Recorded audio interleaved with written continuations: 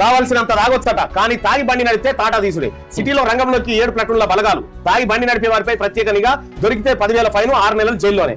మోతాదు ఎక్కువగా ఉంటే డ్రైవింగ్ లైసెన్స్ సైతం క్యాన్సల్. పోలీసులకు ఘాటు హెచ్చరిక. ఈ తాగిపిచ్చుడు ఎందుకు, పట్టుకునేది ఎందుకు? రాత్రి 1 గంట దాకా ఎవరు తాగిపియమంటుంది. ఇలా వైన్సులు బంద్ చేయి, వైన్సులు 12 గంటల దాకా ఇలా బంద్ చేయి, వైన్సులు బార్లు బంద్ చేయి.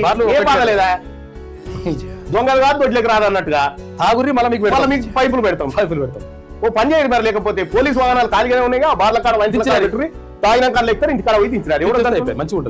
ఇలా పని చేయరు. ఇక ఎట్లాగో మనం రాత్రిపూట పెద్దగా ఏం పని తక్కువనే ఉంటది కాబట్టి ఇక తాగిన వాళ్ళు వైన్స్ కాడ పెట్టుకొని, ఆ వైన్స్ కాడ ఒక బండి పెట్టుకొని ఏం చేస్తారంటే, ఆ వైన్స్ కాడ తాగి బయటికి రాగానే ఇక అటు ఉప్పల్ కాడ పెడతారంటే గట్కేసారి బోర్డు ఉప్పలు, గట్కేసారి బోర్డు ఉప్పలు అనగానే వచ్చి ఎక్కుతారు, కూర్చుంటారు. వీలైతే ఎక్కరాకపోతే ఇద్దరిని పెట్టి అనామతం తీసుకొని ఎక్కిచ్చారు. ఎందుకంటే రక్షణ మన విధులు కాబట్టి ఆ రక్షణ కోటా కింద ఇది మర్చి అయిపోతుంది. దీంతో 10,000 అవుతారు, 20,000 అవుతారు.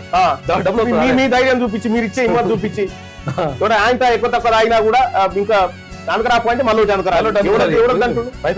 ఏం పని ఇది? ఎవరు పెట్టమంటుండు, ఎవరు చేయమంటుండు? ఇదంతా ఇదా 31st వస్తే రాత్రి 12 గంటల దాకా వైన్స్ తెరిచి ఉంటారా? తెలుస్తా రేటు అదేది టైము.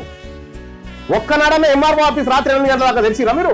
ఒక అర్ధగంట ఎక్కువ. ఒక్కనాడన్నా ఎంపీడీ ఆఫీస్, ఒక్కనాడన్నా కలెక్టరేట్ ఆఫీస్ రాత్రి 9 గంటల దాకా పనిచేసిందా? ఈ వైన్సులు పని చేయాలి. ఏం ప్రభుత్వాలు ఇవి? దిక్కుమాలిన ప్రభుత్వాలు.